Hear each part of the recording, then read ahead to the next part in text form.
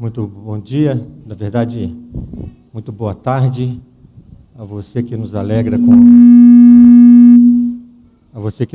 com a sua presença, você que nos acompanha também pela internet nesse momento de celebração.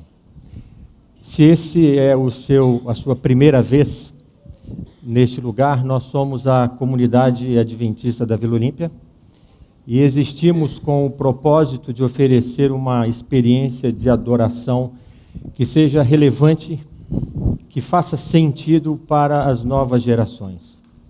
Nós nos reunimos nesse lugar em muitos momentos e com muitos propósitos diferentes, com o propósito de receber, de acolher, de conversar, de aprender, de compartilharmos, de celebrar a vida, de adorarmos, de sairmos para trabalhar e servir e principalmente para compartilharmos a certeza e a esperança de um mundo melhor.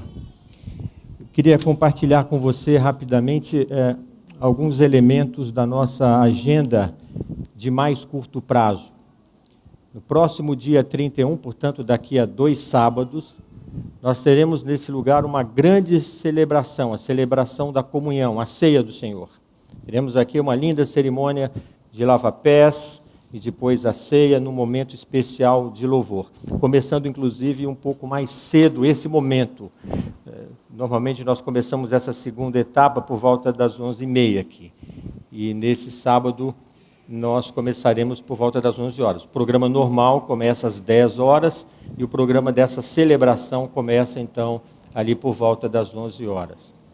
Nós teremos também na semana seguinte, no sábado, na sexta-feira, dia 6, a primeira edição da Super Sexta. Nós teremos um convidado especial para essa Super Sexta, que é o Daniel Salles, músico, ministro de louvor, pregador. Ele estará com a gente na sexta à noite, na Super Sexta, lançando em exclusividade, em avant-première, lançando então o seu novo trabalho, o seu novo CD aqui com a gente na Super Sexta. Estará com a gente no sábado pela manhã e no sábado à tarde nós teremos com ele também um workshop sobre adoração e louvor. A nossa comunidade está crescendo, principalmente nas demografias mais pequenas, com as crianças. Nós temos muitas crianças com a gente, e eu, semana passada, conversando com a Juliana, que é a nossa líder do Ministério Infantil, eu disse, olha, você foi fiel no pouco, Deus agora está te dando muito. O ano passado nós tivemos poucas crianças nessa comunidade. E ela fez um trabalho sério, um trabalho dedicado, se esforçou, se desdobrou, mesmo para um pequeno grupo. Muitas vezes a classe com uma única criança, 2 crianças ali. E esse ano nós temos muitas crianças, não é? E a promessa de muitas mais. E, em função disso, nós temos percebido que muitas vezes algumas mães, com crianças bem pequenas, elas ficam um pouco desconfortáveis em alguns momentos aqui. Às vezes elas precisam sair com os filhos, mas elas, naquele momento, para atender alguma necessidade específica do filho, mas ela fica ali ressentida de perder, então, a mensagem. Nós estamos programando, eu creio que na próxima semana, se não na próxima semana, já no dia 31, nós teremos uma sala de apoio para as mães aqui em cima, e naturalmente facultativa, se em algum momento a mãe precisar atender alguma demanda para a sua criança, nós teremos lá naquela sala a transmissão ao vivo do culto, então você vai poder acompanhar tudo o que está acontecendo aqui, sem perder em tempo real, através da TV da Vila. Nós transmitimos para tão longe, não é tão difícil transmitir aqui para mais perto, ok? Queridos, o dia hoje está quente, não é? Na verdade, está difícil suportar essa onda de calor.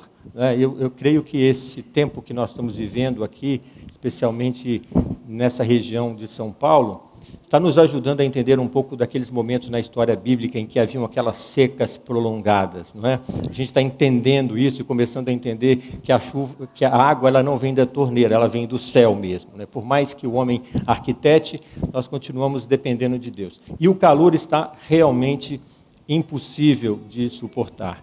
Eu assisti a uma reportagem essa semana, a temperatura média no mês de janeiro na cidade de São Paulo, normalmente é de 27,2 graus centígrados por mês, historicamente. E esse ano nós estamos com a média de 32,3 graus centígrados, portanto, 0,5. Portanto, 5,3 graus centígrados a mais do que a média normal. E está difícil, não é, conviver com esse calor.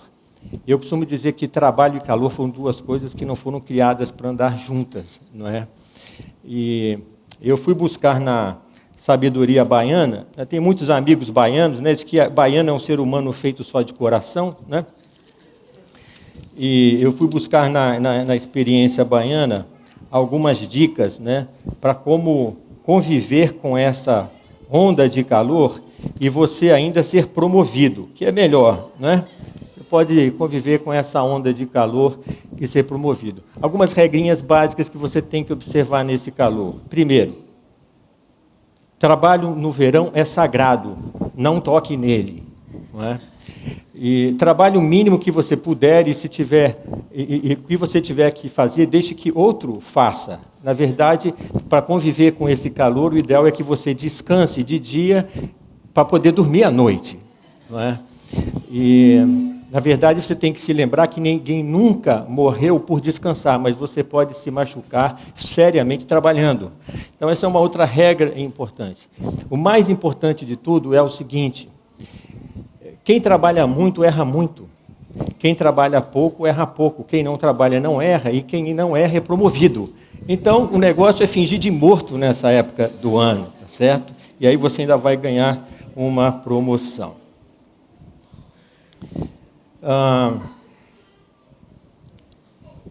Perdi aqui a minha conexão.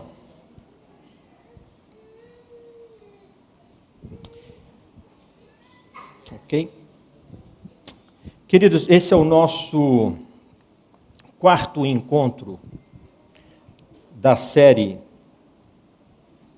Só um instante aqui.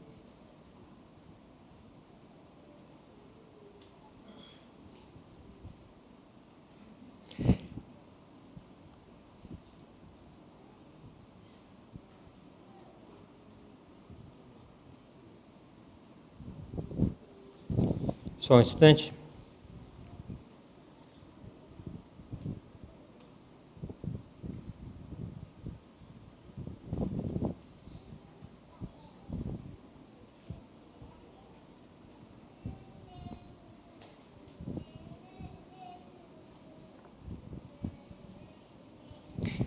Agora sim, esse é o nosso quarto encontro da série 2015, Deus e Você. O primeiro encontro ocorreu ainda no último sábado de 2014, com a palestra Deus e Você, que foi proferida pelo Dr. Augusto Maia. No primeiro sábado de janeiro foi a vez do nosso querido Humberto, que falou aqui sobre o convite de Deus. E no sábado que passou, então, o nosso pastor Denis explorou o tema Você Decide. E o tema que nós escolhemos para a nossa reflexão hoje é do jeitinho do seu pai, igualzinho ao seu irmão. Eu quero convidar você para curvar a sua fronte, para nós fazermos uma prece, buscando a orientação de Deus para o estudo da sua palavra. Pai querido, que a graça de Cristo Jesus, o seu sangue nos limpe nesse momento e conceda que o teu Espírito nos use e trabalhe em nossas mentes para que nós possamos ouvir a sua voz. E ela produza em nós o fruto desejado para realizar o teu propósito, em nome de Jesus. Amém. Queridos, eu quero convidar você a abrir a sua Bíblia, se você tiver uma, ou conectar a sua Bíblia no livro de Mateus, no capítulo 18, verso 3. Nós encontramos ali uma frase rápida, direta, curta e concisa de Jesus Cristo. Ele diz assim: eu afirmo a vocês que isso é verdade. Se vocês não se tornarem iguais às crianças, nunca entrarão no reino dos céus. Costuma-se dizer, queridos, que o ano no Brasil só começa depois do carnaval. E se isso é uma verdade, nós ainda temos 30 dias de preparação para 2005. Mas, na verdade, isso é apenas uma força de expressão. O fato é que 2015 já começou e nós temos diante de nós a promessa das páginas em branco de mais um ano. Nós temos, de fato, a esperança de mais 12 meses, 52 semanas, 365 dias, 8.760 horas, 525.600 minutos. Nós temos a oportunidade de todo esse tempo diante de nós.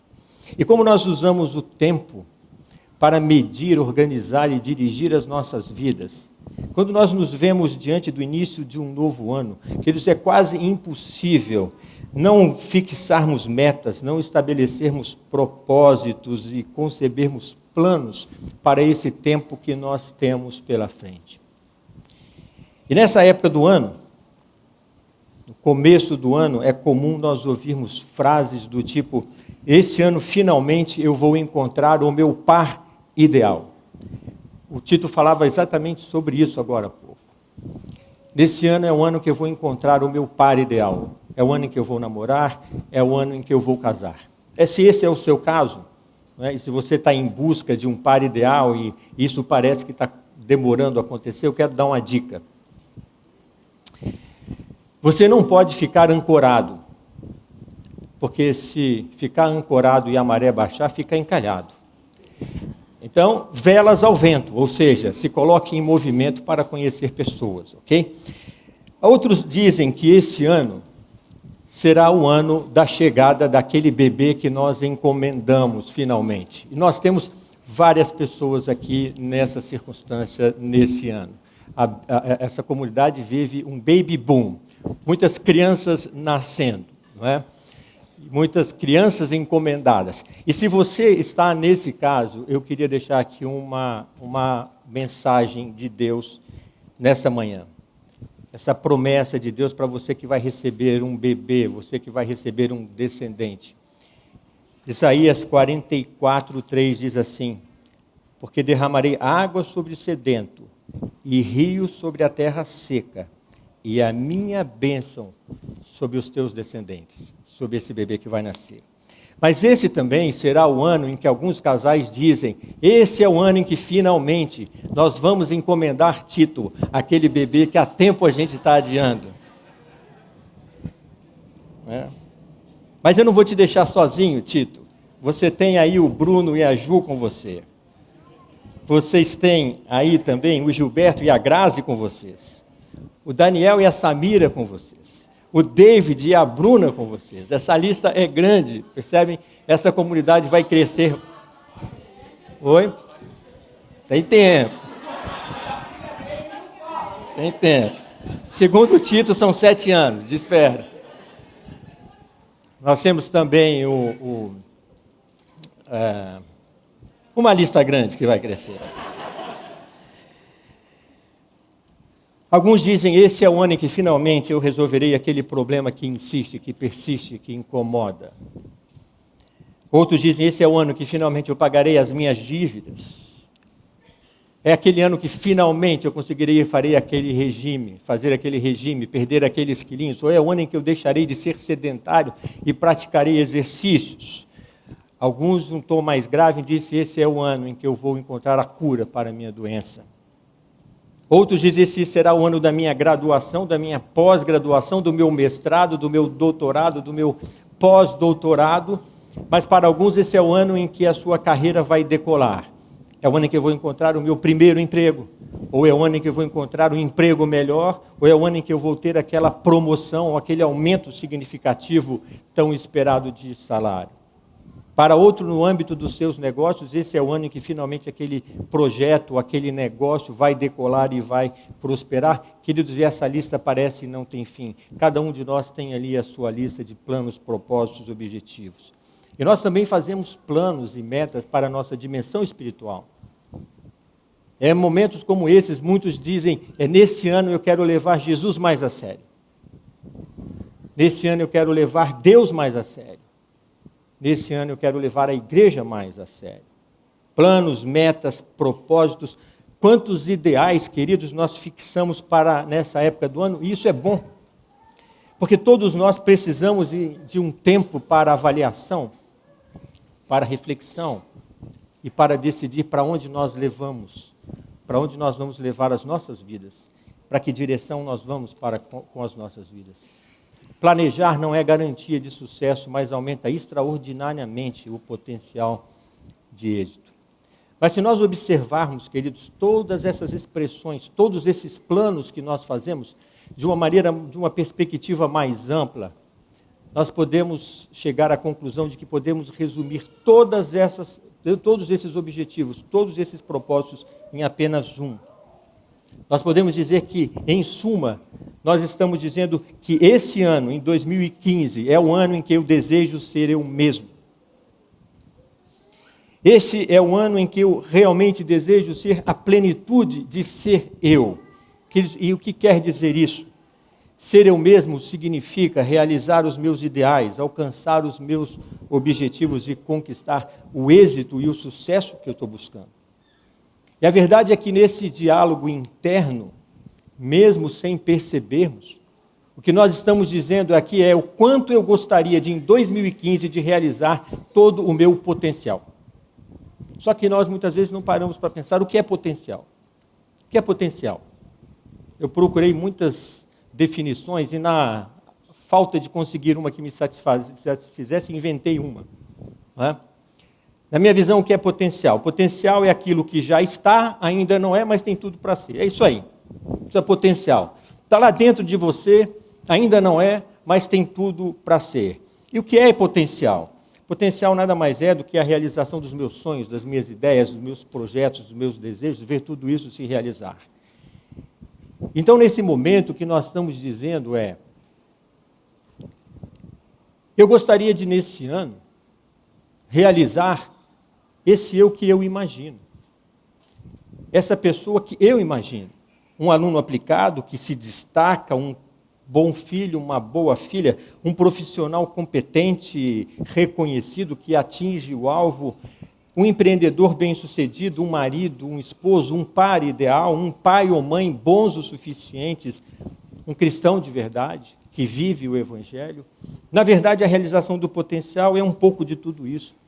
Porque, na verdade, queridos, cada um de nós tem em sua mente um eu ideal, um eu que nós imaginamos, um eu que nós idealizamos.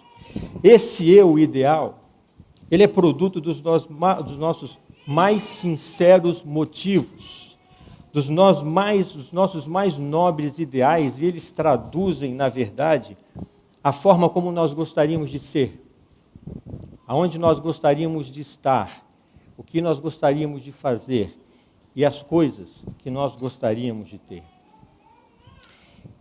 E mais do que nunca, querido, nessa época do ano, nós pensamos em como eu gostaria de tornar esse eu ideal, essa pessoa que eu imagino, que eu idealizo, uma realidade. E, naturalmente, que a essa altura do ano, ninguém gasta o seu tempo pensando e dizendo: como eu gostaria de fazer as coisas exatamente do jeitinho do meu pai. Ou a gente não vê ninguém dizendo nesse momento: como eu gostaria de ser exatamente como o meu irmão. Por melhor que seja o seu pai, por melhor que seja o seu irmão, se você tiver um. Como vocês sabem, eu tenho filhas gêmeas. E se já soa algo terrível para irmãos que não são gêmeos, ouvir algo como você devia ser exatamente como o seu irmão, soa ainda pior para aqueles irmãos gêmeos. E a razão é simples. A razão é que nós queremos ter a nossa própria identidade, nós queremos ser nós mesmos. Isso é ótimo, porque, na verdade, isso é bíblico. Veja como Deus se refere a você, veja como Deus se refere a mim em Isaías 43:7. Ele diz: eu te formei, eu te fiz, eu criei para minha glória. Captaram? Você não é um acidente ou resultado da inércia genética. Você não é um objeto sem valor que Deus encontrou jogado e por pena ou falta de opção, ele guardou e usa. Deus não coleciona nem cria objetos sem valor. A verdade é que você foi cuidadosamente planejado por Deus. A verdade é que Deus fez você. Queridos, isso não é retórica. Nós estamos tão acostumados a ouvir essa expressão que nós começamos a achar que isso é uma retórica, uma força de expressão. Queridos, você não é uma combinação do tipo mistura os ingredientes, chacoalha, balança e vamos ver no que dá. Como dizia Einstein, Deus não joga dados. Deus parou para pensar antes de criar você. E se você está com alguma dificuldade para compreender isso, e para aceitar isso como uma verdade literal, me deixe te ajudar com uma analogia. Por que Deus pararia para criar você, Pingo? Por que Deus, Pingo é o nosso baterista, ok? Por que Deus pararia, Pingo, para pensar, abrir um espaço na sua agenda e dizer, eu vou criar o Pingo? Eu só consigo encontrar um entendimento nessa questão a partir da resposta à seguinte pergunta, título: por que as pessoas têm filhos?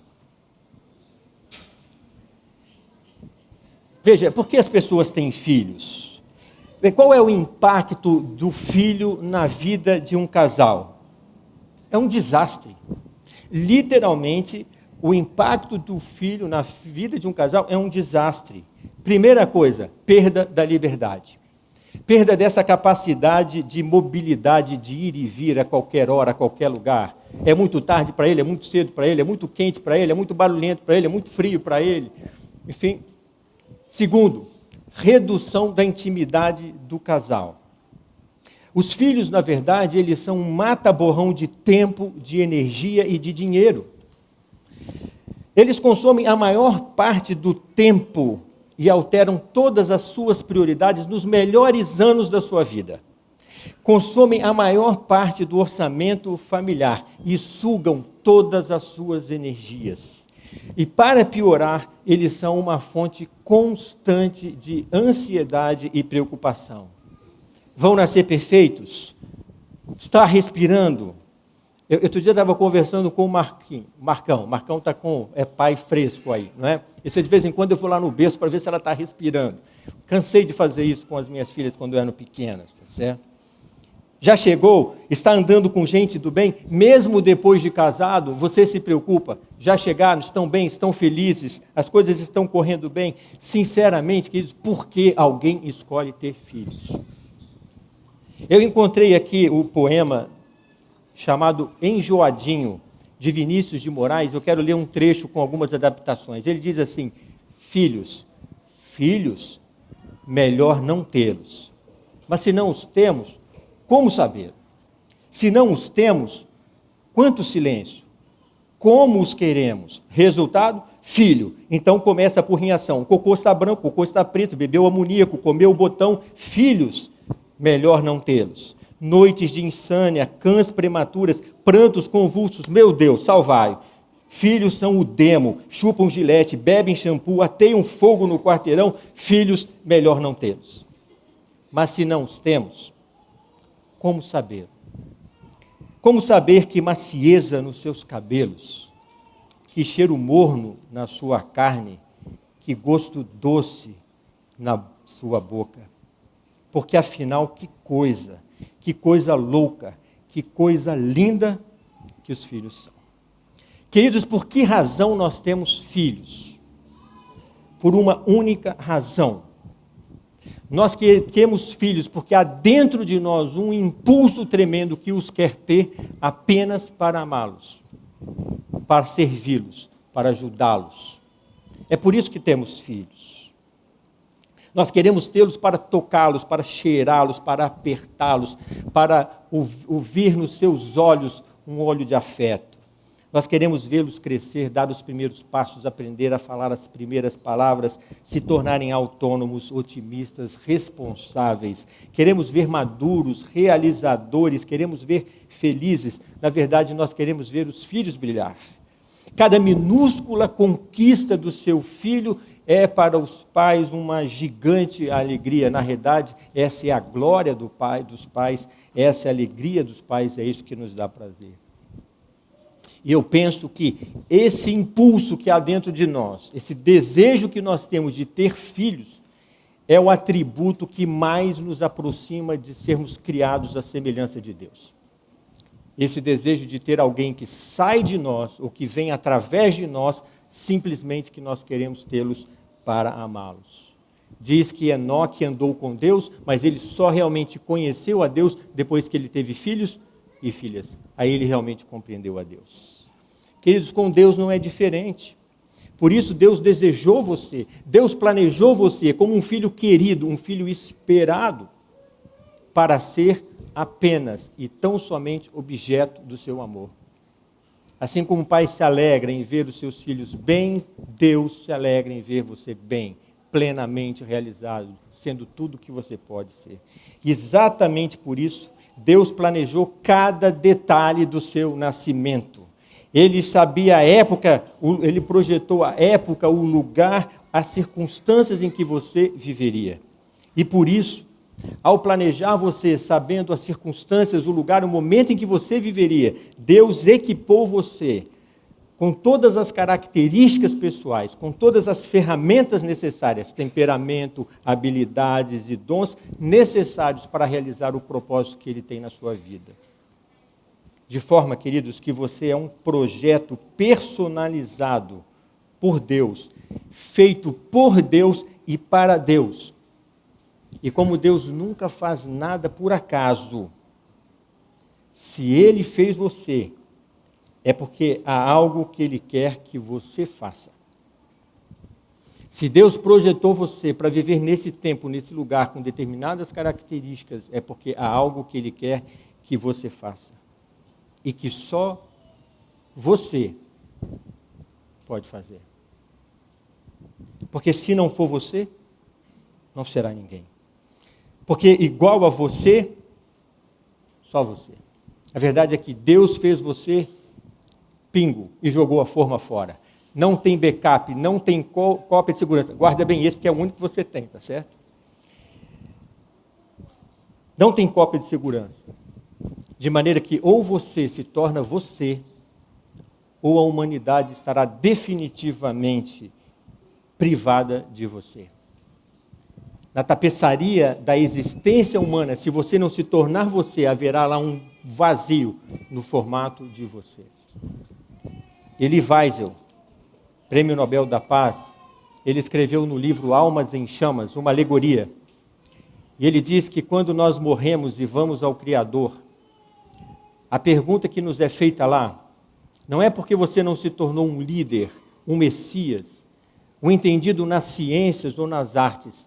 A pergunta que é feita lá não é essa. A pergunta que é feita lá é, por que você não se tornou você, aquele ser humano único que só você poderia ter sido? Por que você não se tornou você? E queridos, e se é assim, os bons anseios do seu coração são mensagens muito importantes.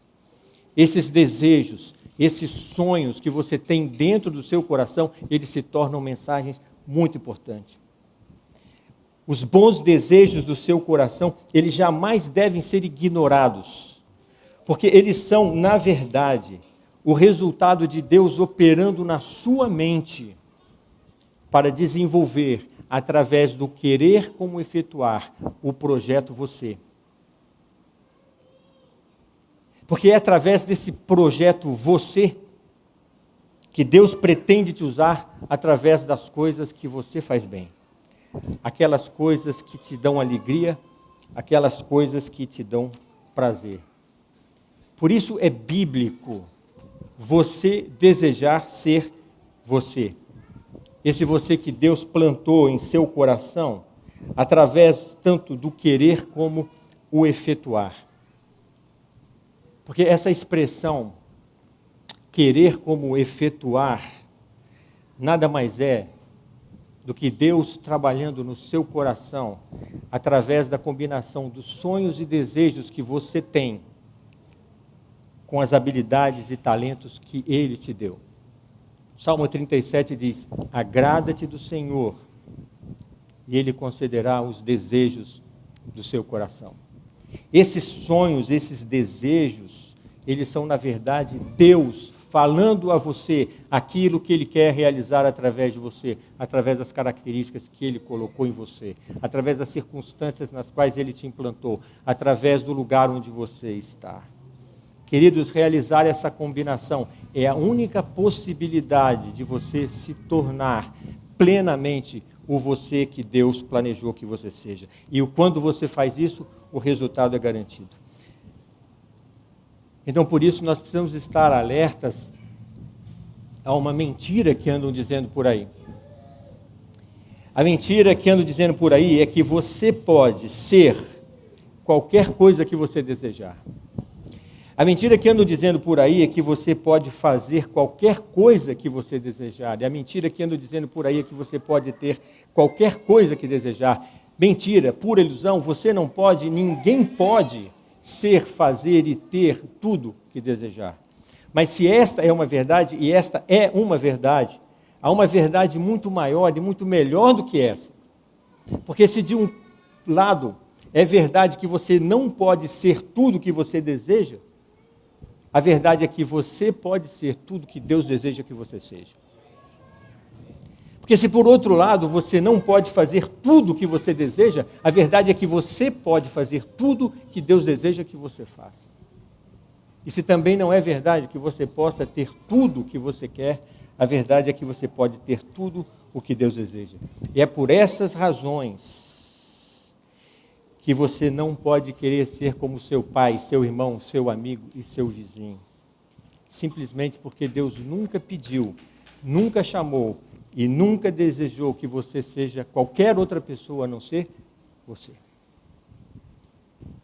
Mas a verdade é que Deus chamou você para que você seja o melhor você que você puder ser.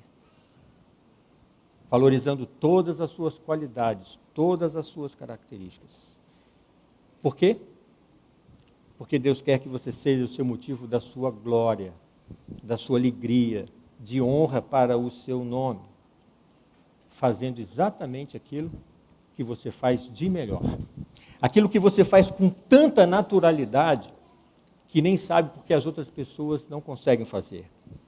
Eu, ao longo do tempo, tenho captado algumas coisas. Não é? Uma mente que programa computadores, saber fazer patê de azeitonas com 72 azeitonas. Nós tínhamos aqui um especialista em patê de azeitona com 72 azeitonas. Okay? Um olho incomparável para a organização, uma mente brilhante para cálculos.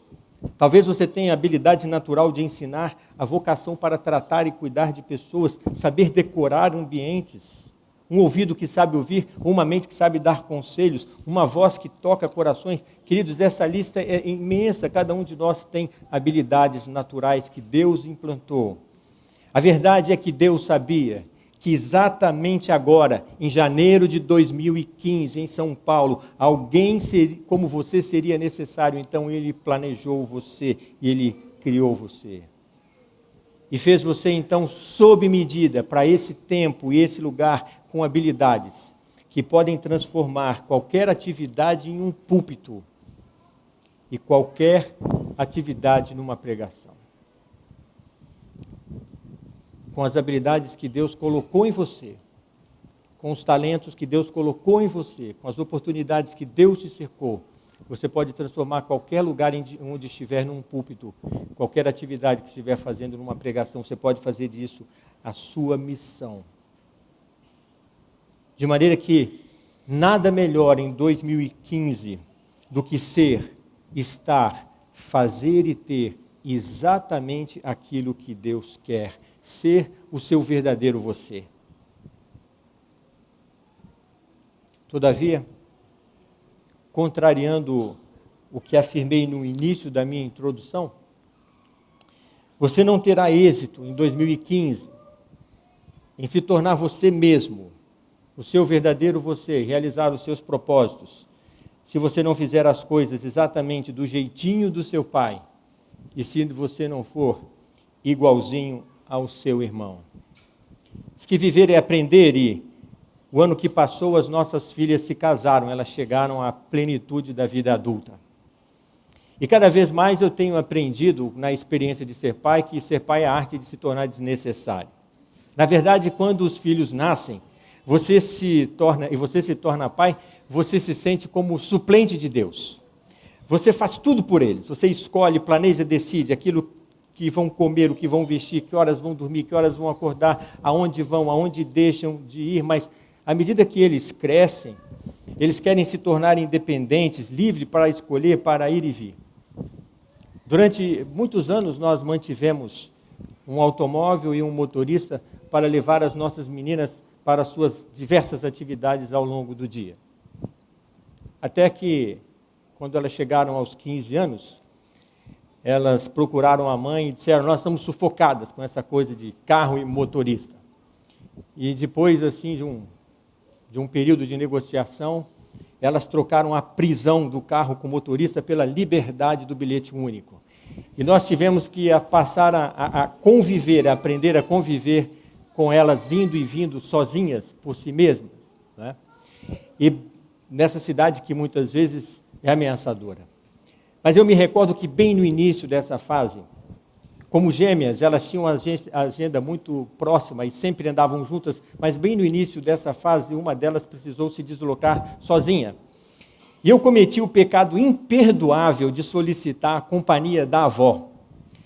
E ela então procurou a mãe, e chorou e resmungou, e disse: eu não aguento mais esse homem na minha vida. Esse homem na vida dela era eu, certo?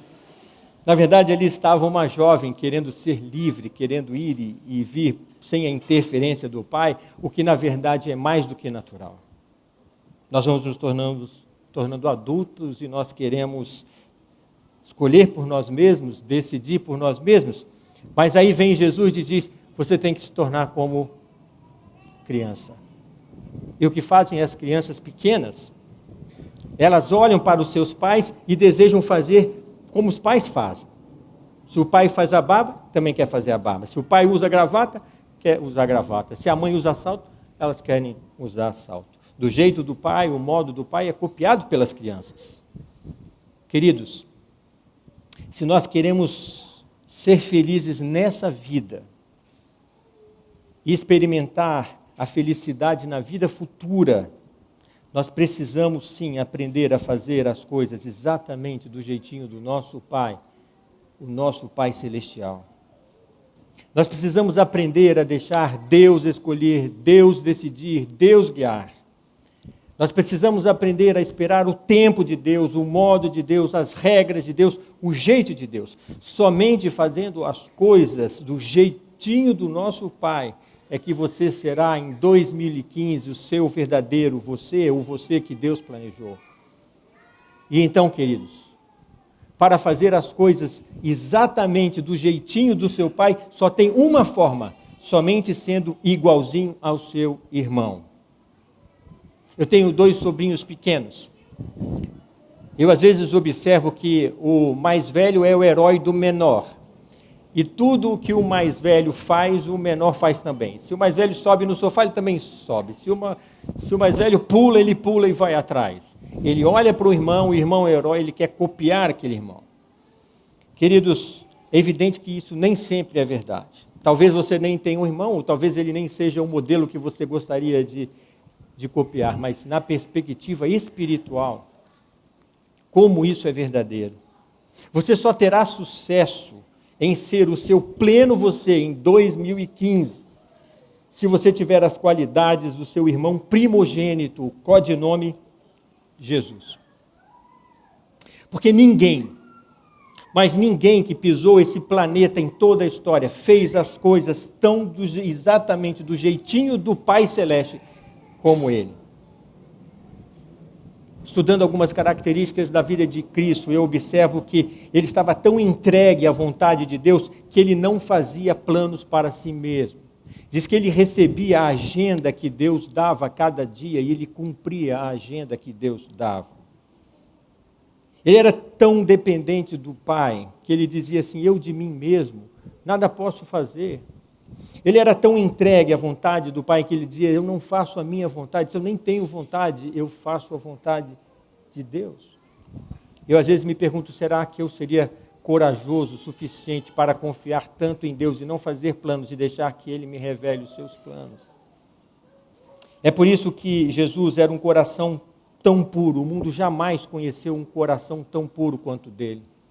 É por isso que jamais houve um caráter tão irrepreensível como o de Cristo, ao ponto dele dizer, quem me convence de pecado? Em outras palavras, quem pode apontar em mim um único pecado que seja? E por que ele era tão puro? Por que o seu caráter era tão irrepreensível? Porque ele tinha uma audição espiritual tão acurada, que ele jamais deixou de escutar e reconhecer e obedecer a voz de Deus. Queridos, anote uma coisa, na dimensão espiritual não há ouvir sem obedecer. Ninguém pode dizer que ouve se não obedece. Por isso ele estava ali sempre fazendo tudo do jeito do seu Pai. E por isso jamais Jesus perdeu uma chance de perdoar. Por isso que jamais saiu uma mentira da boca de Jesus Cristo. É por isso que ele conseguia persistir, concentrado nas coisas do céu. Nunca, jamais, coisa alguma desse mundo o seduziu, o distraiu, o levou para um atalho, tirou o seu foco. E então ele podia persistir onde a maior parte das pessoas desiste. Ele pôde persistir e disse, Senhor, não seja como eu quero, mas como tu queres. Muitos teriam desistido ali, mas ele persistiu ali. É por isso que ele sempre confiava, e porque ele sempre confiava, ele podia dormir mesmo em meio a um mar com uma tempestade pronto a naufragar. Amigos, eu só terei êxito em 2015 em ser o meu verdadeiro eu, se eu me tornar e fizer as coisas exatamente do jeitinho do meu pai, e se eu for exatamente igualzinho ao meu irmão. Você só será a plenitude do projeto você em 2015, se você deixar Deus ser o Deus da sua vida, o Senhor da sua vida, o seu mestre, o seu conselheiro e o seu guia.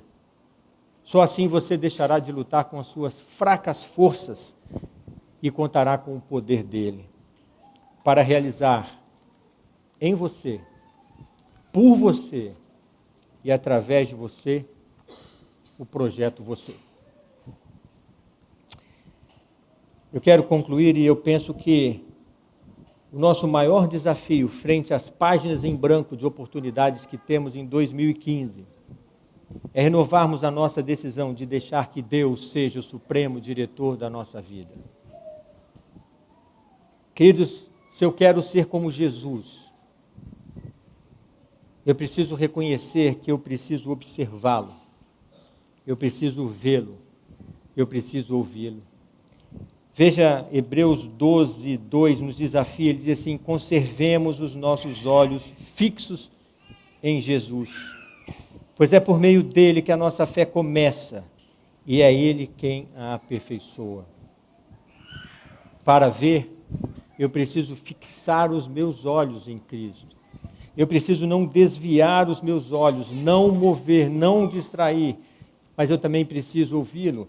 E ele mesmo nos convida, ele diz, as minhas ovelhas ouvem a minha voz e me seguem. Agora nós temos que reconhecer que para ouvi-lo é preciso guardar silêncio. É preciso fazer cessar os ruídos desse mundo, e tanto para ver a Cristo, quanto para ouvi-lo. A questão aqui, o desafio é um só, é uma batalha pela nossa mente. É uma batalha pela nossa atenção. Então Cristo nos desafia a termos um relacionamento profundo e íntimo com Ele. Ele diz assim, eu sou a videira, vocês são os ramos. Quem permanece unido comigo no relacionamento íntimo, não imagina a colheita que terá, mas separado de mim não pode produzir nada, e a palavra-chave aqui é permanecer. Permanecer é estar continuamente. Quanto tempo você planeja permanecer ao lado de Cristo, com os olhos fixos em Cristo em 2015? O suficiente, aproveitando todas as oportunidades? Eu creio que o nosso maior desafio ao longo desse tempo é encontrar tempo para nos mantermos conectados com Deus. O mais preocupante, eu creio que talvez o mais devastador efeito dessa era da mobilidade da informação, é que há pessoas que não ficam um minuto do dia com a mente em silêncio disponível para Deus. TV, internet, smartphone, há pessoas que nem num culto como esse se desconectam desses dispositivos. Como podem ser como ele se não olham para ele? Como podem ser como ele se não convivem com ele? Grande parte, queridos, da nossa dificuldade de saber quem nós somos realmente, grande parte da nossa dificuldade de saber exatamente o que espera Deus que eu faça agora, que eu seja para Ele agora, vem do fato de nós não permanecermos tempo suficiente com Deus, de não convivermos tempo suficiente com Deus. Grande parte dos nossos fracassos, das nossas escolhas erradas, de não conseguirmos êxito dos nossos projetos, vem exatamente de não gastarmos tempo para permanecer em Cristo. Eu encontrei um texto no comentário bíblico adventista, eu quero ler, é um texto curto, ele diz assim: quando o povo de Deus se coloca onde ele deseja, para realizar a obra que ele determina, as forças inimigas ficam acuadas sem ter como resistir, porque o que Deus determina, ele faz acontecer e não há poder no universo que possa resistir. E ela complementa: quantas bênçãos perdemos por não mantermos silêncio perante Deus e esperar até que Ele trabalhe em nosso favor. Isaías 28:16 complementa: aquele que crê não se apressa. Queridos, grande parte das nossas frustrações, dos nossos fracassos, da nossa perda de identidade, de não sabermos quem nós somos, é porque não fixamos os nossos olhos em Jesus Cristo. Mas, por outro lado, quando eu fixo os meus olhos em Jesus Cristo, o que é que eu vejo? Quando eu fixo os meus olhos em Jesus Cristo, querido, o que é que eu encontro? Eu o encontro reunindo um pequeno cesto com alguns pães e peixes, que mal dava um bocado para uma pessoa, e multiplicando esse bocado para alimentar uma multidão, então eu encontro alguém ali que é capaz de prover tudo o que é necessário. Quando eu me concentro e olho para Jesus Cristo, eu o vejo na popa daquele barco, em meio aos elementos em fúria da natureza. E eu vejo ali que ele ordena que o vento cesse, que o mar se acalma. Eu vejo, encontro ali alguém que tem poder para dominar as tempestades da vida. Quando eu fixo os meus olhos para Jesus Cristo, eu vejo encontrando aquele paralítico descendo com uma maca pelo telhado. E eu o vejo perdoando os pecados daquele paralítico e ordenando que ele levante e ande. E eu vejo ali alguém que tem poder para curar as feridas do corpo e da alma.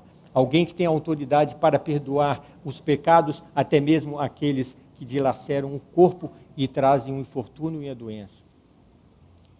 Quando eu olho para Jesus Cristo, eu vejo encontrando aqueles homens demoniados. Ele ordena aqueles demônios que deixem aqueles homens e que vão para uma manada de porcos. Aquela manada de porcos se precipita para o mar. Eu vejo alguém ali que tem autoridade para expulsar os demônios que tentam destruir a sua vida e a minha vida. Quando eu olho para esse Jesus Cristo, eu vejo também ressuscitando a filha de Jairo, que acabara de morrer e o corpo ainda nem esfriara. Eu vejo ressuscitando o filho da viúva de Naim, cujo corpo estava a caminho do cemitério. Eu vejo ressuscitando Lázaro, que já estava sepultado fazia 4 dias e dizia que cheirava mal. Eu encontro alguém ali que tem poder sobre a vida e a morte. Alguém ali que pode ressuscitar a você, se morreu espiritualmente e o corpo e ainda nem esfriou. Alguém que pode ressuscitar você espiritualmente, se já faz um tempo que morreu e o corpo está a caminho do cemitério, ou se já faz tanto tempo que você se afastou de Deus e morreu, que já cheira mal, não importa, eu encontro ali alguém que tem poder sobre a vida e sobre a morte. E quando eu olho para esse Jesus Cristo, eu não vejo nele um bom homem. Quando eu olho para esse Jesus Cristo, eu não vejo ali um grande mestre, um mestre sábio. Quando eu olho para esse Jesus Cristo, eu vejo o Deus da minha salvação, eu vejo ali o Deus da sua salvação. Totalmente capaz de cuidar daquilo que é dele, e você é dele, e ele saberá cuidar de você em 2015. Ele saberá realizar o projeto você em 2015. E se você tomar hoje a decisão, renovar hoje a decisão, esse compromisso de fixar os seus olhos neles para fazer as coisas exatamente do jeitinho do seu pai, para que você seja exatamente igualzinho ao seu irmão, pode ter certeza, queridos, em 2015 não haverá necessidade que ele não possa suprir. Em 2015 não haverá tempestade na sua vida que ele não possa dominar. Em 2015 não haverá doença que ele não possa curar, pecado que ele não possa perdoar, demônio que ele não possa expulsar, e não haverá poder em 2015 que possa separar você dele, porque você é dele e foi feito por ele, para ele. Queridos, em 2015 você será muito mais você, se deixar que Deus seja muito mais Deus na sua vida. Que em 2015 seja uma realidade, uma prioridade para mim, seja uma prioridade para você fazer as coisas exatamente do jeitinho do seu pai e que você se torne igualzinho ao seu irmão Jesus Cristo. Curve a sua fronte e vamos falar com Deus. Pai querido, obrigado porque na sua infinita graça e misericórdia, um dia tu paraste para planejar e pensar a vida de cada um de nós. E tu planejaste exatamente como seríamos, onde e quando viveríamos, que habilidades, talentos, aptidões nós teríamos, e fizeste tudo isso porque tu tens um propósito na vida de cada um de nós. Em 2015, nós queremos renovar o compromisso de sermos exatamente aquilo que deseja que sejamos, de estar exatamente aonde espera que estejamos, de fazer exatamente aquilo que espera que façamos e nos contentarmos em ter exatamente aquilo que espera que tenhamos. Na verdade, nós queremos ser, ó Senhor, exatamente aquela pessoa que tu planejaste. Mas mais do que isso, nós queremos ser exatamente como Jesus Cristo e te pedimos que venha esculpir em nós o seu caráter, o seu temperamento, que possamos, ó Deus, cada dia ser transformados para que possamos fazer a sua vontade da maneira plena, total, como Ele fez. Nós queremos fazer as coisas exatamente do jeito que tu planejaste. Que o teu Espírito venha sobre nós, nos unja e nos capacite para que a realidade do teu propósito se cumpra em nossas vidas nesse ano e também para essa comunidade. Dirija, Senhor, o nosso pastor e a família pastoral, os líderes dessa comunidade, todos aqueles que estão conosco, para que ela possa também brilhar para Ti, em nome de Jesus, nesse ano. Leva-nos agora para os nossos lares, para as demais atividades desse dia, que as nossas mentes, os nossos corações estejam concentrados em Ti, nesse dia de adoração, em nome de Jesus. Amém.